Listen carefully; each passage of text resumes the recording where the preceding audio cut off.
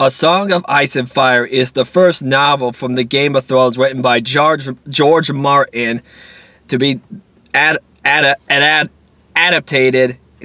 into the first season of Game of Thrones, and it features many star actors such as Sean Bean, Mark Addy, Peter Dinklage, and many more in the continent of Westeros, where they all thrive for one thing, and that is, of course, the Iron Throne. The Iron Throne is the supposedly throne that was made by the breath of fire from dragons by the Targaryen family, who at first had claim over the Iron Throne, but then were dethroned by King Baratheon and are now on the other side in another continent known as Essos, where the remaining citizens now live, and now King Baratheon holds the throne now.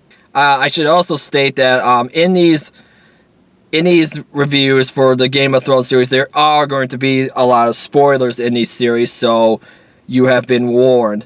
What I really love about this series are, of course, the stories and the actors that thrive on the stories of the characters in this series. My favorite ones being, of course, Ned Stark, played well by Sean Bean, and King Baratheon, played by Mark Addy. The two of them are supposedly old friends as they grew up together and everything, and it was Ned Stark's sister who Robert Baratheon was in love with, and Ned's sister was kidnapped by one of the Targaryens, which caused Robert Baratheon to go on his rampage and dethrone the Targaryens and usurp their throne. Ned Stark is the warden and where he lives in Wolves and Winterhold, where they watch over the wall that was built a long time ago to prevent White Walkers, which are these pretty much these undead beings that bring the winter and just can pretty much turn anyone undead. And the wall was built, which is made of solid ice, to prevent these White Walkers from coming into the world of man and everything, kind of like the orcs in the Lord of the Rings series. And one of Ned Stark's son, his bastard son to be more precise, Jon Snow, played by Kit Harington, decides to go to the north and become a ranger for the north in order to watch over the wall and everything, and to prevent these White Walkers from coming through and everything. What I also really love about the Game of Thrones is that they don't pull any punches when it comes to the action and everything. The action are always very well done. Though, to be frank, in the first season, while there is some good action and everything, it pales in comparison to when we get into the later seasons and everything.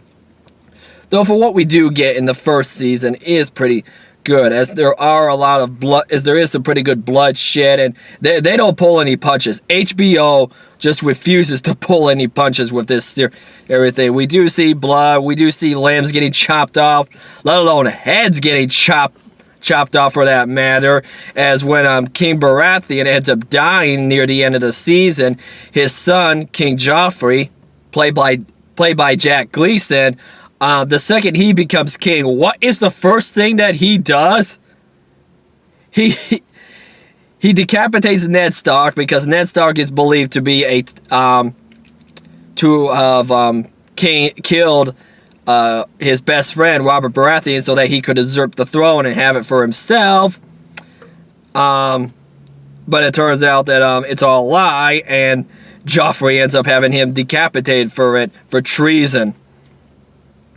There's also they really don't hold back on the I'll just say it, on pretty much the sexual content in this in the Game of Thrones series as well. As for example, in one of the earlier scenes, like in either the first or the second episode, Bran Stark, Ned Stark's youngest son, played by Isaac White, stumbles upon the two Lannister siblings, Jaime Lannister, played by Nikolai Wido, and Cersei Lannister, played by Lena Headey. He ends up discovering them in the tower, of course, getting it on and everything, and this really sentiments how despicable and diabolical these Lannisters are, because they're a family who values power more than anything. And what does Jaime Lannister do when he finds out that Bran has discovered their little secret? He pushes him out of the tower, but doesn't kill him, quite surprisingly, but paralyzes him, and Bran doesn't end up having any recollection of what happened or anything. So yeah, you immediately can see where this is going and everything. And of course, because of that, it's discovered that Joffrey is Jaime's bastard son, along with his other siblings and everything. And Ned Stark ends up stumbling this, and this is what leads into the treason and everything. I also really like the dire wolves that we end up getting in at the beginning of the season, and as they grow and everything. The dire wolves are also the house representatives of House Stark, and I kind of like that. I like that every family in this series has a symbol. They have something that represents them. Like the dire wolf is the Stark symbol, the lion is the Lannister symbol, and I really like that and all and everything. But I really like the dire wolves because they're these gigantic wolves that also are from the north, but they stumbled upon this dead mother with her pups and everything, and Bran beseeches his father not to kill them, but instead to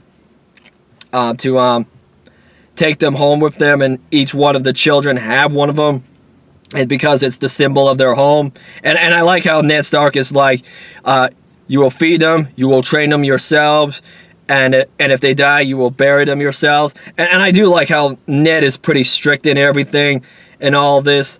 It just really adds to just how great this season is, how these characters develop and everything. And as all the chaos starts coming in and everything, and how it ends up leading to a possible war with the Starks between the Lannisters, especially when Catelyn Stark, Ned Stark's wife, played by Michelle Fairley, ends up possibly discovering, when she actually does some, in a sense of foresight, I should say. She actually goes into the tower and she actually does a little bit of her own investigation and everything, and upon this one piece of blonde hair that she finds, she actually comes under this possibility that Bronn may have stumbled onto something that he probably shouldn't have seen, and that the Lannisters might have pushed him out of the tower and everything.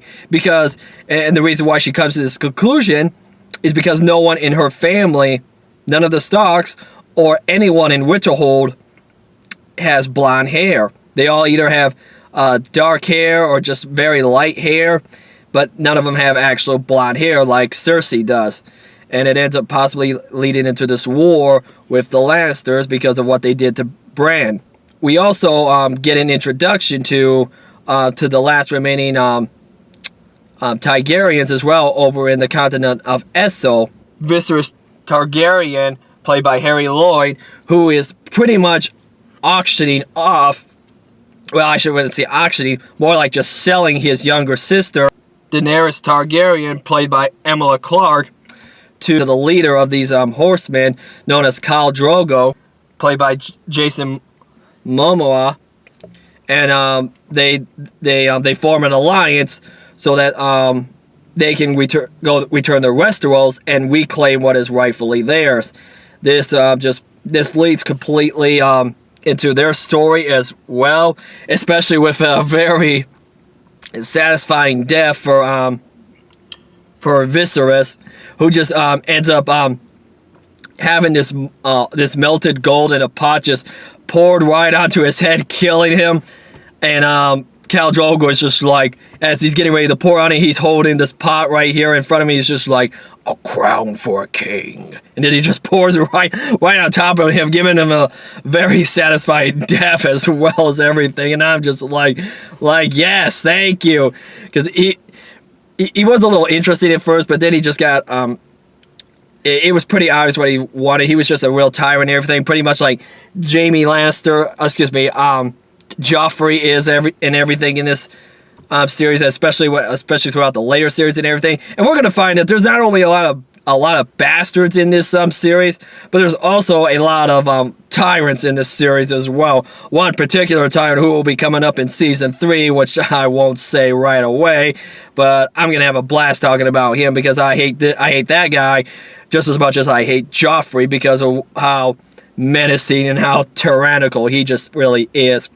The first season for Game of Thrones was really what got me into this series and everything, because when Game of Thrones first debuted, I really didn't have any interest in it, or I didn't know what it was or anything, though I had like see maybe 1 or 2 episodes of it. But at that time I was busy with college and everything. But then I saw it in Walmart one day and I was like, you know what? I'm gonna get that because I heard that was a good series and everything. And ever since then, I got completely hooked because I just freaking love this series. I ended up binge watching seasons 2, 3, 4, and 5 when that one was released. Same thing with 6, though I saw every new episode of it and everything.